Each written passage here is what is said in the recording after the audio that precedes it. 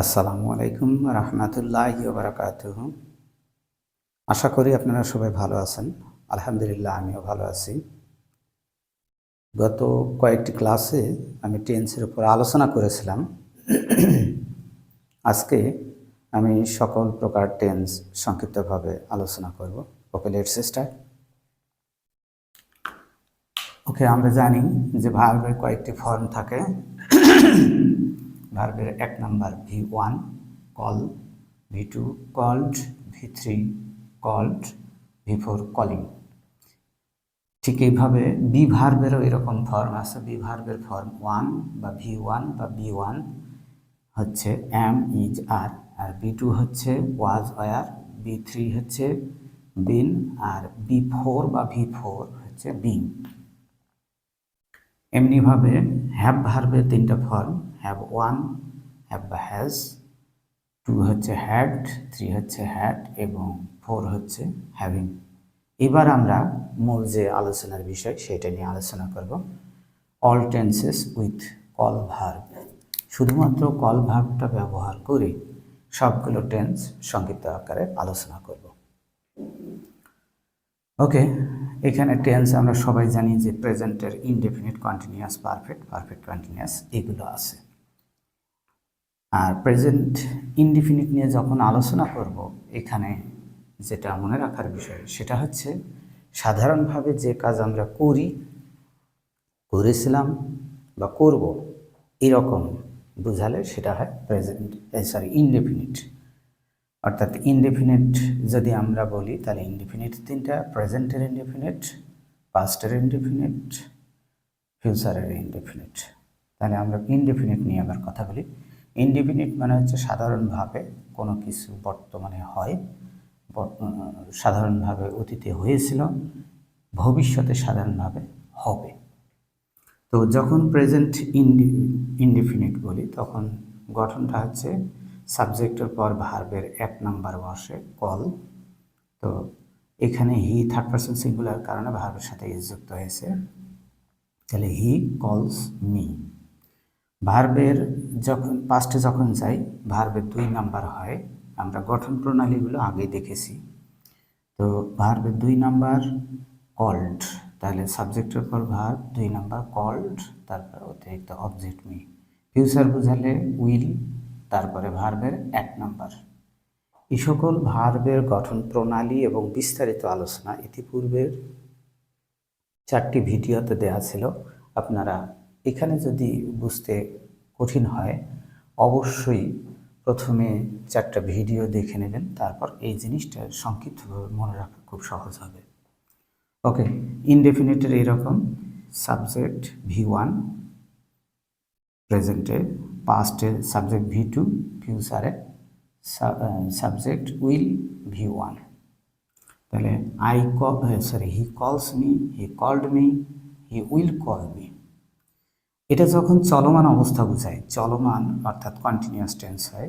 এটা কোনো কাজ একটা মানে চলছে এই রকম, অথবা অতীতে কোনো কাজ চলিতেছিল, অথবা ভবিষ্যতে কোনো কাজ চলিতে থাকিবে, এরকম অবস্থা বোঝালে সেটা হয় কন্টিনিউয়াস টেন্স। তো কন্টিনিউয়াস টেন্সটার গঠন প্রায় একই রকম, শুধুমাত্র প্রেজেন্ট, পাস্ট, ফিউচার এইটাতে গিয়ে যে পরিবর্তন সেটা মনে রাখলে হবে। যেমন প্রেজেন্টের এখানে প্রথমে আছে ইজ, অর্থাৎ এম, ইজ, আর, সাবজেক্টের পরে am, is, are, be verb 1, এরপর ভার্বের আইএনজি এটা থাকতেছে, অবজেক্ট থাকতেছে। এখানেও ওই রকম, এখানে বি ভার্বের 2, এখানে বি ভার্বের 2, যেটা আমরা এখানে দেখেছি বি ভার্বের 2। ওয়াজ, আর, যেহেতু পাস্ট শুধুমাত্র 2টা হচ্ছে আইএনজি, এখানে যেমন এখানেও তেমন, এখানেও ওই একই রকম। তো এখানে বি ভার্বের 1, এখানে বি ভার্বের 2, কিন্তু এটা যেহেতু ফিউচার, ফিউচার মানে উইল প্লাস বি ভার্বের 1 নাম্বার। আমরা জানি যে ফিউচারে উইলের পর বি ভার্বের 1 নাম্বার, এবং সেটাই হয়েছে বি ভার্বের 1 নাম্বার, মানে বেস ফর্ম হচ্ছে অ্যামিজার না হয়ে বেস ফর্মে শুধু বি হয়েছে, বি প্লাস ভার্বের সাথে আইনজি, যেমনটা অন্যান্যগুলো আছে এবং অন্যান্য। তারপর পারফেক্ট টেন্স। পারফেক্ট টেন্স মানেই হচ্ছে হ্যাভ, হ্যাজ, হ্যাড, এরপর ভার্বের 3 নাম্বার। তাহলে এখানে হির কারণে হ্যাজ হয়েছে, ভার্বের 3 নাম্বার। এখানে হ্যাড যেহেতু পাস্ট টেন্স, হ্যাজ এর পাস্ট টেন্স হ্যাড, এবং ভার্বের 3 নম্বর, এখানে ফিউচারের কারণে উইল হয়েছে এবং হ্যাভ তো থাকবেই। এখানে হ্যাভটা হয়েছে যেহেতু পারফেক্ট টেন্স, তারপরে ভার্বের 3 নম্বর প্রায় একই রকম গঠন। ফিউচারের জন্য উইল, তারপর হ্যাভ আসছে, পাস্টের জন্য হ্যাড, আর প্রেজেন্টের জন্য হ্যাজ। এইবার আসে পাস্ট পারফেক্ট কন্টিনিউয়াস টেন্স, যেটার গঠন হচ্ছে হ্যাজ বিন বা হ্যাভ বিন। এটা কেমন অর্থটা বোঝায়? কোনো একটা কাজ শুরু হয়ে গেছে বা অতীত থেকে চলমান হয়ে এখনও চলতেই আছে, এরকম অবস্থা বোঝালে পারফেক্ট কন্টিনিউয়াস টেন্স হয়। এটার গঠন হচ্ছে হ্যাভ বা হ্যাজের পর বিন ব্যবহার হয়। এটা প্রেজেন্ট টেন্সে হ্যাভ বা হ্যাজ, বিন আইএনজি। তাহলে বিন আইএনজিটা প্রতিটাতেই কমন, বিন আইএনজি। আর প্রেজেন্টের জন্য হ্যাভ বা হ্যাজের পাস্ট হচ্ছে হ্যাড, বাকিগুলো একই রকম।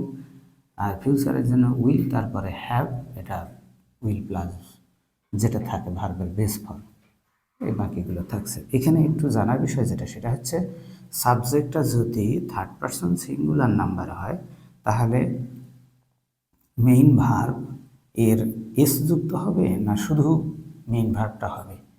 তারপর subject third person singular number হলে এখানে অ্যামিজারের কোনটা হবে, সাবজেক্ট থার্ড পারসন সিঙ্গুলার নাম্বারের হ্যাভ হ্যাজের কোনটা হবে। এইভাবে আমরা যে ভার্বগুলো দেখতে পাই সেটার জন্য এনবি আমি দিয়েছি যে নোটাবেল, অর্থাৎ বিশেষ দ্রষ্টব্য, যে সাবজেক্ট যদি P3 হয় অর্থাৎ থার্ড পারসন সিঙ্গুলার নাম্বার, সেগুলো কি কি? একটা হচ্ছে হি, একটা হচ্ছে শি, একটা হচ্ছে ইট বা যে কোনো একটা নাম, এন মানে হচ্ছে যে কোনো একটা নাম, সেটা ব্যক্তির নাম, বস্তুর নাম, প্রাণীর নাম, যে কোনো একটা জিনিসের নাম, ব্যক্তি, বস্তু, প্রাণী, নাউন বা নাউন, যে কোনো একটা সিঙ্গেল নাউন,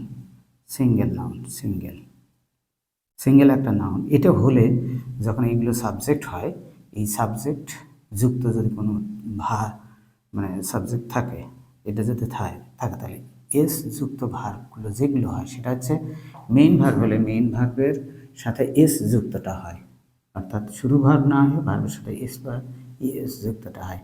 আর অ্যামিজার যদি আসে এরকম, তাহলে অ্যামিজারের ইজ, হ্যাভ হ্যাজ যদি আসে, সরি ওয়াজ আর আসলে ওয়াজ, হ্যাভ হ্যাজ আসলে হ্যাজ, ডু ডাজ আসলে ডাজ। এখানে একটা জিনিস কমন, সেটা হচ্ছে ডাজের সাথে এস যুক্ত, হ্যাজের সাথে এস যুক্ত, ওয়াজের সাথে এস যুক্ত, ইজের সাথে এস যুক্ত, মেন ভার্বের সাথে এস যুক্ত। অর্থাৎ subject third person singular number হলে ভার্ব এর কোনটা হবে যখন অপশন আসে, তখন আমাদের এটা মনে রাখতে হবে যে ভার্বটার সাথে এস যুক্ত যেটা সেটাই হয়ে থাকে। ওকে, আজকে এই পর্যন্ত এই ভিডিওর আলোচনা ছিল। আপনারা এই চ্যানেলটা সাবস্ক্রাইব করে রাখবেন, পরবর্তী অনেক গুরুত্বপূর্ণ ভিডিওগুলো চলে আসবে। আপনারা সবাই ভালো থাকবেন। আসসালামু আলাইকুম রহমতুল্লাহি ওয়া বারাকাতুহু।